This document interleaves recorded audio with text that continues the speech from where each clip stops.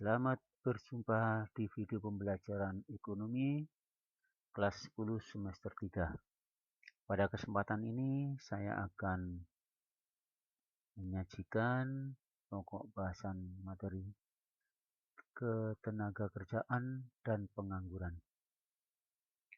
Oke. Nah, pada kesempatan ini kita harus tahu nanti apa itu angkatan kerja, tenaga kerja, kesempatan kerja, pekerja, pengangguran, dampak, dan cara mengatasinya.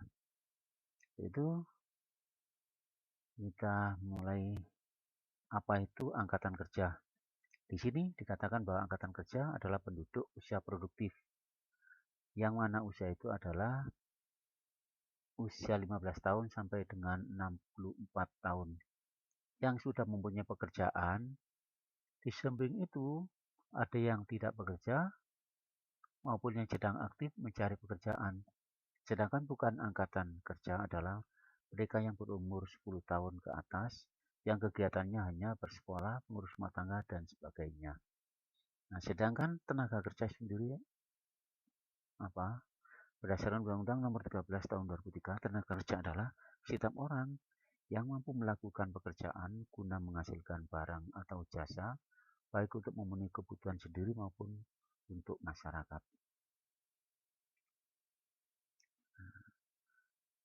Dari bagian dari tenaga kerja yang aktif digolongkan dalam usia yaitu 15 tahun ke atas sampai dengan 64 tahun dalam kegiatan ekonomi baik yang sudah bekerja maupun yang sedang mencari pekerjaan. Nah, kalau kita sudah memahami apa itu angkatan kerja, tenaga kerja, selanjutnya kita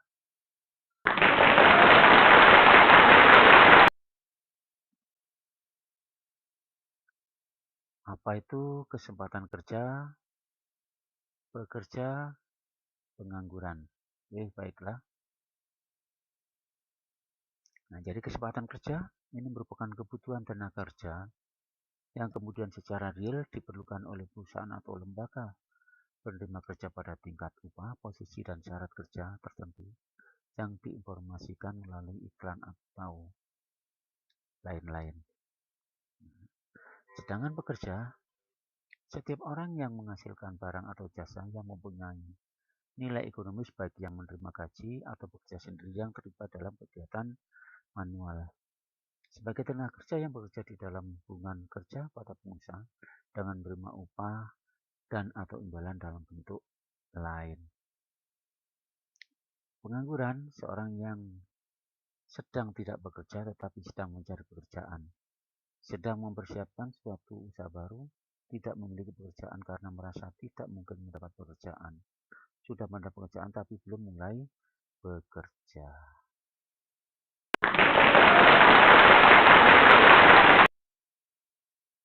Kita sudah tahu kesempatan kerja, pekerja, dan pengangguran. Selanjutnya kita mencoba uraikan dari skema ini. Ini penduduk. Nah, penduduk. Ada penduduk dalam usia kerja sebagai tenaga kerja. Ada penduduk di luar usia kerja. Yang mana di luar usia kerja ini meliputi di bawah usia kerja, di atas usia kerja atau pensiunan, dan lain-lain. Nah, berikutnya, angkatan kerja juga ada di bagian bukan angkatan kerja. Yang angkatan kerja tadi sudah kita bahas. Selanjutnya yang bukan angkatan kerja ini siapa saja? Ini pelajar yang anak bersekolah, kemudian ibu rumah tangga, dan lain-lain. Selanjutnya, bekerja, menganggur. Yang menganggur kita kategorikan ada menganggur karena siklis, karena volunteer, teknologi, musiman. Selanjutnya Bekerja ada bekerja penuh, setengah menganggur. Nah, setengah menganggur kita bedakan tadi setengah menganggur ini apa saja. Yang pertama adalah setengah menganggur menurut pendapatan. Yang kedua,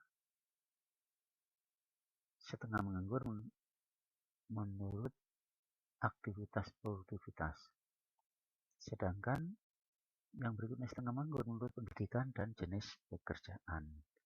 Nah, ini kalau kita lihat masalah ketenagakerjaan. Oke.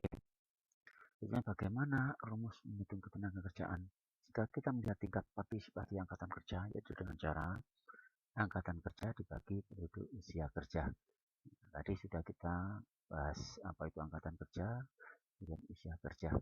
Selanjutnya dependensi rasio atau DR sama dengan penduduk luar usia kerja dibagi penduduk usia kerja.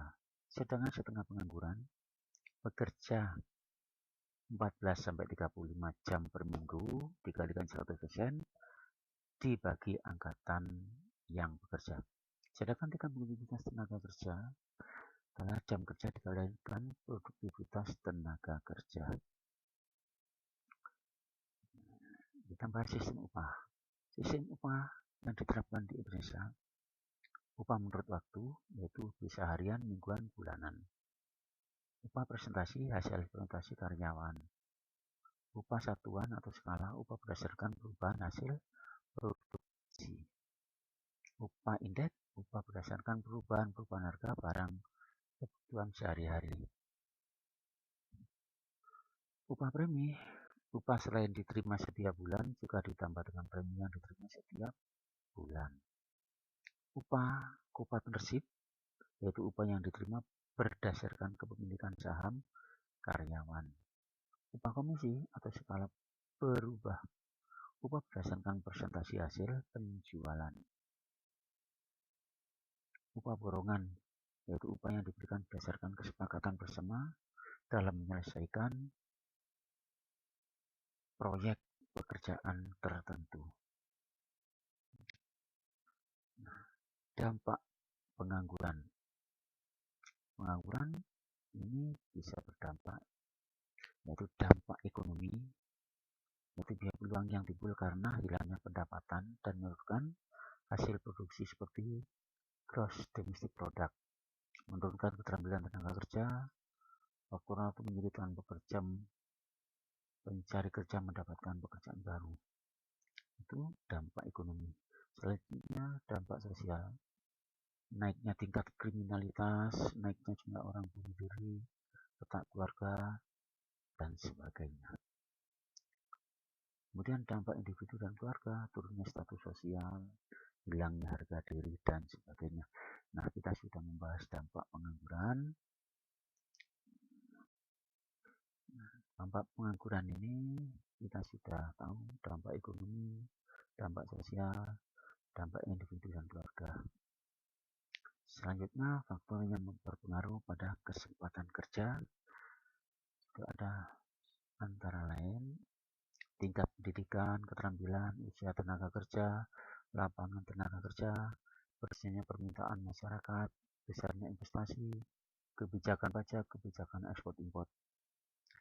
Sedangkan peningkatan kualitas tenaga kerja yaitu program pre-service training, program in-service training, PPT dan PIT. Sedangkan yang PPT itu pendidikan umum dan kejuruan, penyelenggaraan kursus, penyelenggaraan pendidikan dan latihan oleh PLK, pendidikan dan latihan oleh lembaga-lembaga penyalur tenaga. Sedangkan yang program in-service training, magang atau internship education, pendidikan lanjutan, advanced education. Tadi dikatakan pengangguran, ini ada jenis pengangguran. Pengangguran normal, yaitu golongan angkatan kerja yang betul-betul tidak mendapatkan pekerjaan karena pendidikan dan keterampilan yang tidak memadai.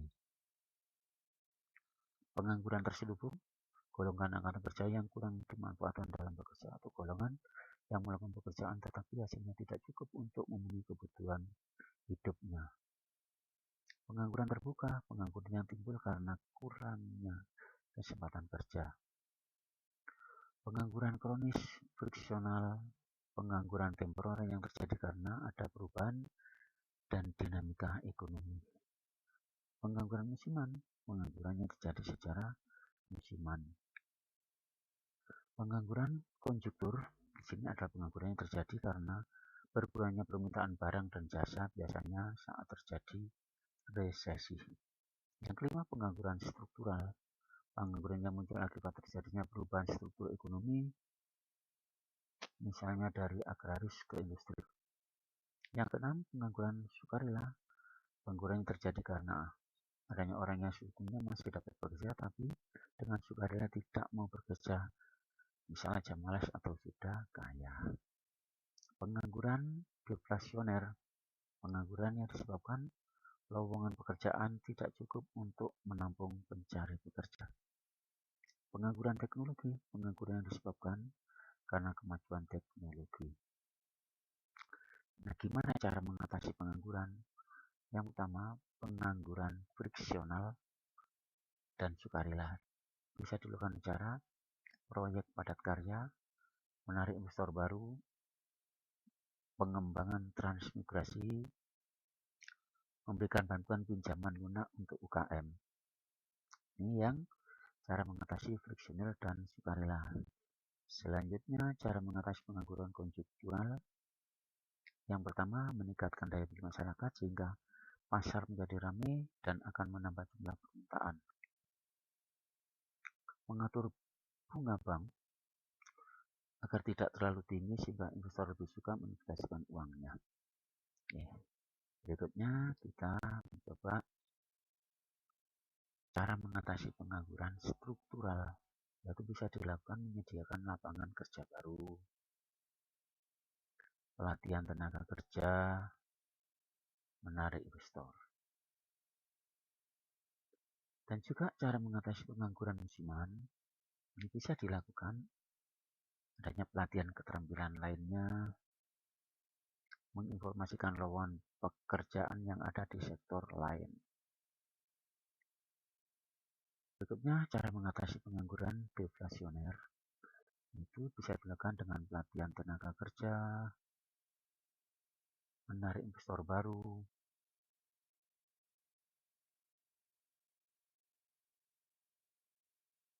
cara mengatasi pengangguran teknologi. Ini bisa dilakukan mempersiapkan masyarakat untuk dapat mengikuti perkembangan teknologi dengan cara memasukkan materi kurikulum pelatihan di sekolah. Yang berikutnya, pengenalan teknologi sejak dini.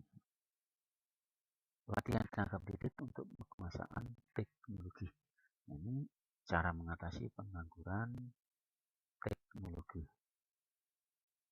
Nah, di sini bisa kita gambarkan grafik hubungan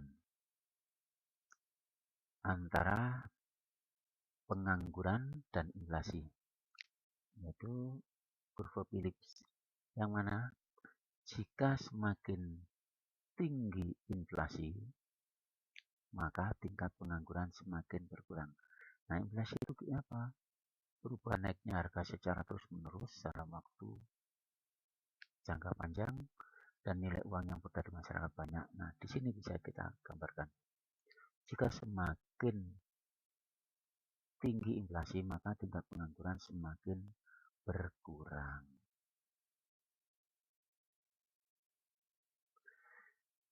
Materi